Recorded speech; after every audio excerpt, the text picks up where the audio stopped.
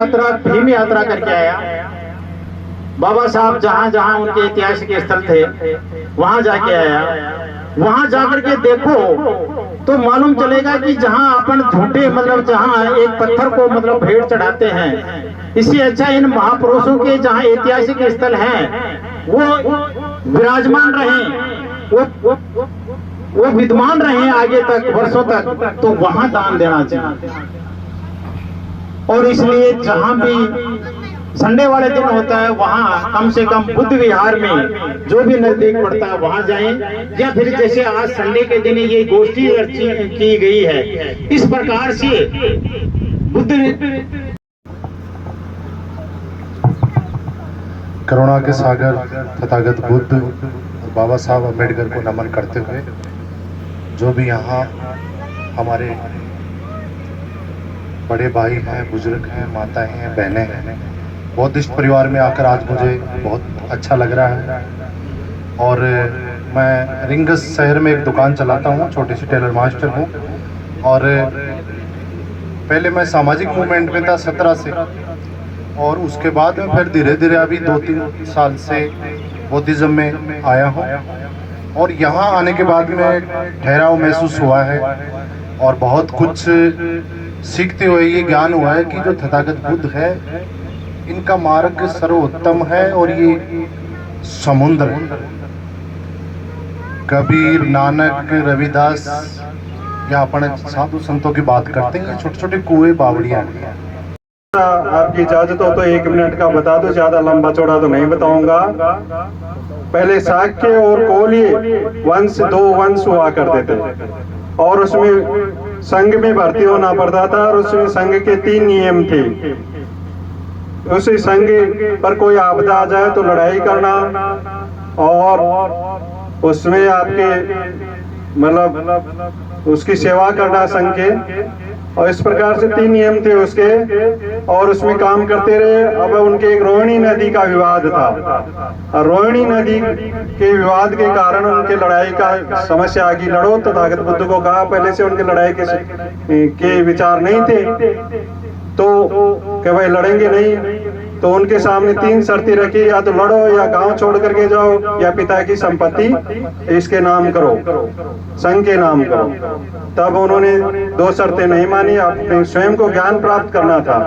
जो चर्चाएं हुई उनको समझना है, जो कुशल कर्म है उनको करना है, अकुशल कर्म है उनको छोड़ना। दूसरा दंपति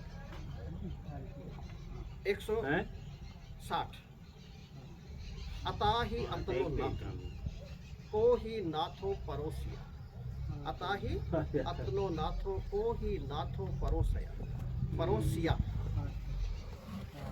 अतनाव सुदंतेन नाथंग लभति दुर्लभं।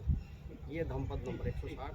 इसका अर्थ अताहि अतनो नाथो, आप ही अपने स्वामी हैं, आपके अलावा कोई मानिंद, चाहे वो पशु है, पक्षी, काल्पनिक रूप में जो भी हैं, वो आपके स्वामी नहीं है।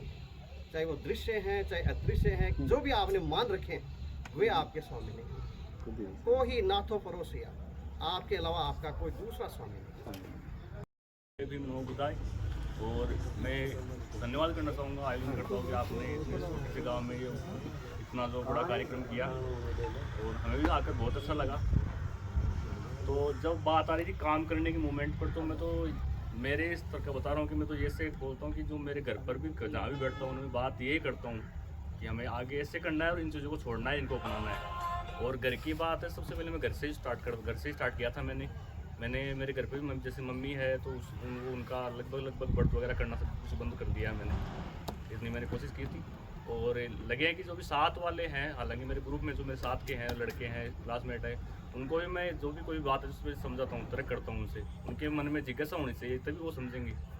तो मेरा तो यही कहना है कि जहाँ भी आप बैठो, वैसे तो भी सभी सीनियर है, मेरे आपसे सीखा है मैंने, तो बताने की जरूरत नहीं है, लेकिन मेरा बता रहा हूँ तरीका। मैं तो जहाँ भी बैठता हूँ तो बस मूवमेंट की और बाबा साहब और तथागत बुद्ध की चर्चा करता हूँ। थोड़ा शिक्षित भी हो गए हैं, नौकरी में भी हैं, लेकिन ये कार्यक्रम हमें, मुझे लगता है हर महीने होने चाहिए। किसी छोटे रूम में भी होंगे तो भी शिक्षित होंगे, और उस कार्यक्रम में जो हमारे बच्चे हैं, हमारे जीवन संगनी है, वो साथ आनी चाहिए।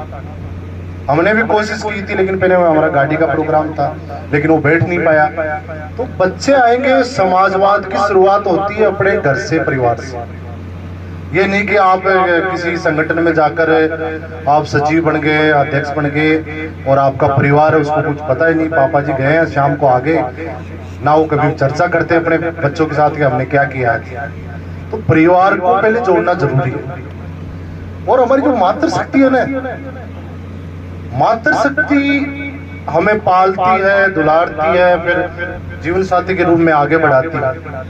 ये हमारे जीवन में अहम इनका रोल है।